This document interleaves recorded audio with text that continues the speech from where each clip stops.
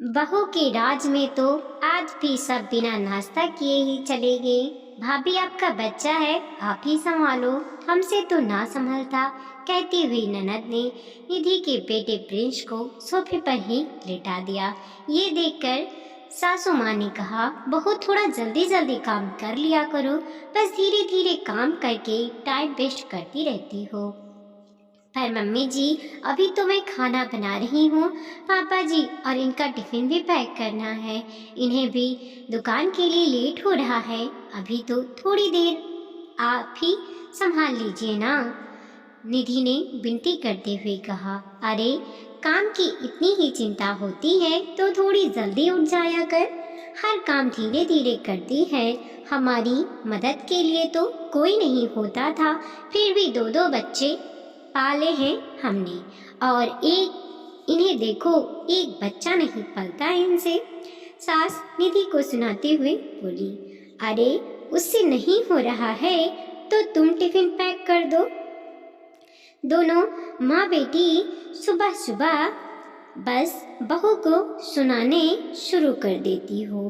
पोता पोती भी चाहिए पर उन्हें संभालना नहीं है, और कौन सा अकेले करती थी तुम काम, मेरी अम्मा संभालती थी बच्चों को, ससुर जी ने अंदर से आते हुए कहा।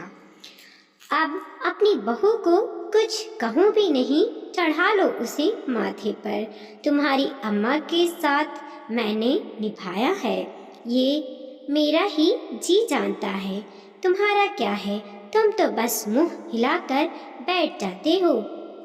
सास नाराज होकर बोली, अच्छा अच्छा ठीक है, अब छोड़ो उन सब बातों को, बहू तुम तो टिफिन पैक करके ला दो, जो हम फटाफट यहाँ से निकले, नाश्ता हम दुकान पर ही कर लेंगे, कहकर ससुर जी ने बात को वहीं खत्म कर दिया।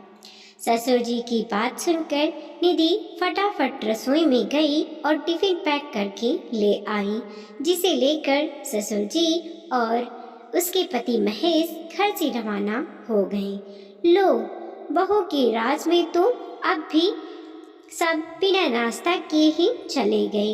बहू, तू कोई अनोखी माँ तो नहीं बनी है, जो माँ बनने के बाद घर में सबको सुबह सुबह भूखा ही रख देती है। भाभी, आपको नहीं लगता कि माँ बनने के बाद अब आप कुछ ज़्यादा ही आलसी हो गई हो? कोई काम समय पर नहीं करती हो, आधे से ज़्यादा वक्त तो आपके बच्चों को हम ही संभालते हैं। ननद क्या कम थी, वो भी बीच में ही बोलनी, घर के मर्द तो बिना नाश्ता किए ही चले गए हैं, अब हमें भी नाश्ता मिलेगा या हम भी आज भूखा ही रहना पड़ेगा। सास ने फिर से कहा, जी मम्मी जी, अभी नाश्ता लेकर आई, कहकर निधि रसोई में चली गई। अभी रसोई में पहुंची ही थी कि प्रिंस ने रोना शुरू कर दिया। तभी सासू माँ बीच में ही बोल पड़ी, अरे थोड़ी देर रो लेने दे, रोएगा तभी तो हाथ पैर चलाएगा, तू तो फटाफट से नाश्ता लेकर आ, बड़े जोरों की भूख लग रही है हमें। निधि फटाफट 2 प्लेट में दोनों के लिए नाश्ता लगाकर ले आई। नाश्ता को देखते ही ननद झल्ला पड़ी, ये क्या है, पराठा, आलू की सूखी सब्जी और रायता, भाभी इसे नाश्ता कहते हैं क्या? अरे हम आपके बच्चे को भी संभालते हैं, कम से कम खाना तो हमें ढंग का दे दिया करो। पर निधि ने उसकी बातों में दिमाग लगाना ठीक नहीं समझा, उसे तो अपने रोते हुए प्रिंस को संभालना था। दोनों को नाश्ता परोसकर फटाफट उसने प्रिंस को गोद में उठा लिया और उसे चुप कराने लगी। अब बेटा, जो मिला है वही खा ले, इससे और क्या उम्मीद की जा सकती है। निधि प्रिंस को दूध पिलाने के लिए अंदर कमरे में लेकर जाने लगी। तभी सासू माँ ने कहा, अब जाने से पहले कम से कम पराठे का कैसरोल तो रख जा, अब क्या खाना खाते खाते हम लोग रसोई में उठकर पराठे लेने जाएंगे? निधि प्रिंस को लेकर ही रसोई में गई और कैसरोल उठाकर बाहर लाकर रख दिया। अभी पलटी ही थी कि ननद ने कहा, भाभी इतनी अकल तो आप में होनी चाहिए कि हम लोग खाना खाने बैठे हैं तो कम से कम पानी के गिलास में तो रख जाओ, फिर संभाल लेना आपके बेटे को।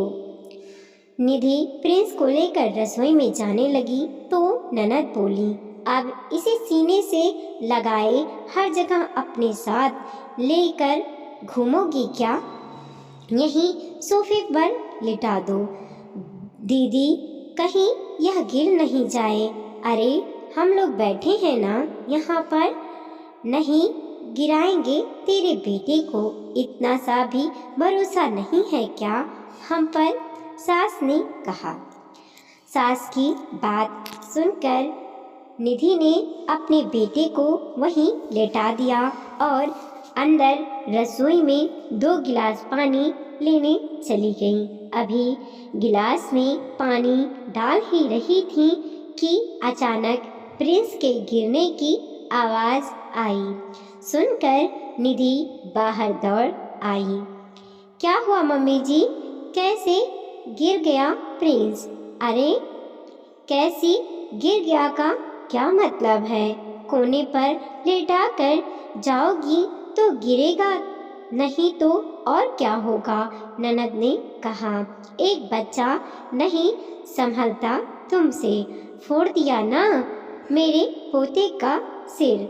सास प्रिंस को चुप कराते हुए बोली, पर प्रिंस था कि चुप ही नहीं हुआ।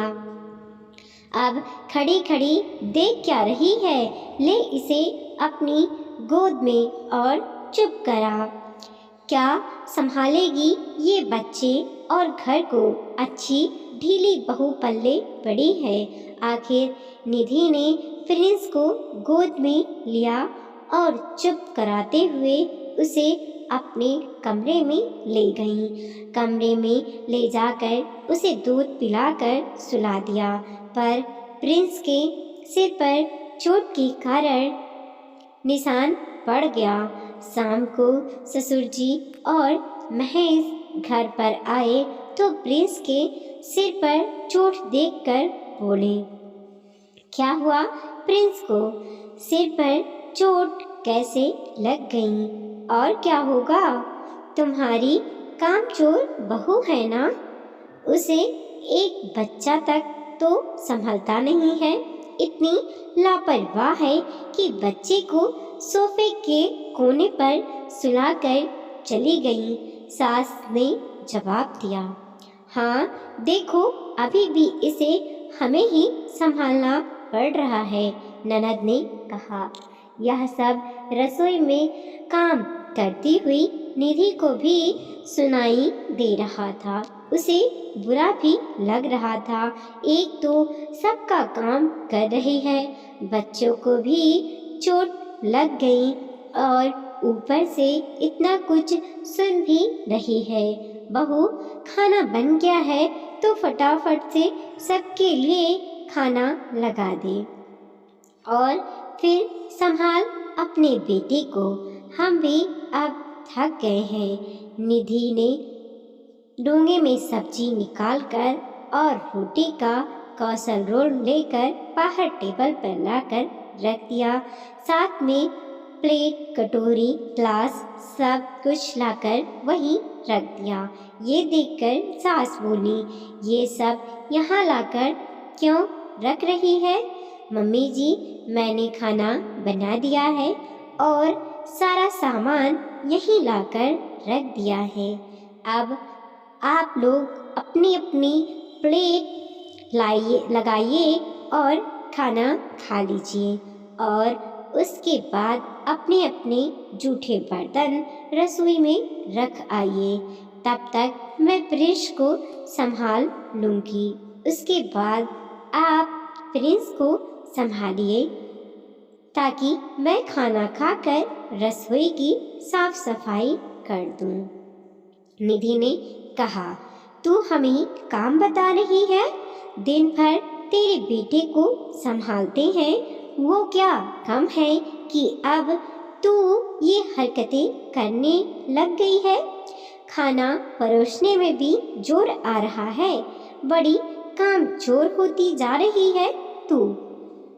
सास ने कहा, मम्मी जी, दिन भर काम करने के बाद अपने बेटे का सिर फुड़वाने के बाद भी मैं कामचोर तो हूँ। कौन सा मुझे अच्छी बहू का मेडल मिल रहा है तो सोचा कि अब कामचोर ही बन जाऊं। वैसे भी मुझे समझ में आ गया कि मैं सबको खुश नहीं रख सकती, तो कम से कम मैं अपने बेटे और अपनी खुशी ही देख लूं। कम से कम अपने बेटे के साथ ही समय बिता लूंगी, कहकर निधि प्रिंस को लेकर कमरे में चली गई। पीछे सास ननद फुनफुनाती रहीं, जबकि महेश और ससुर जी तो आराम से अपनी अपनी प्लेट पर परोसकर खाने बैठ गए। खाना खा लेने के बाद महेश ने प्रिंस को संभाला और निधि ने खाना खाया और रसोई की साफ सफाई कर अपने कमरे में आ गई, जबकि सास और ननद अभी भी बिना खाना खाए मुंह फुलाए हुए बैठी थीं, जबकि निधि ने एक बार भी उनसे नहीं कहा कि आप खाना खा लो, ये सोचकर कि जब भूख लगेगी तो अपने आप ही खा लेंगी। आखिर ऐसा लोगों के लिए बेशर्म तो बनना ही पड़ता है। वीडियो को लाइक कीजिए, कमेंट कीजिए और अपने दोस्तों के साथ ज़रूर शेयर कीजिए। चैनल पे नए हैं प्लीज़ सब्सक्राइब कीजिए और देखते रहिए मोटिवेशनल स्टोरी।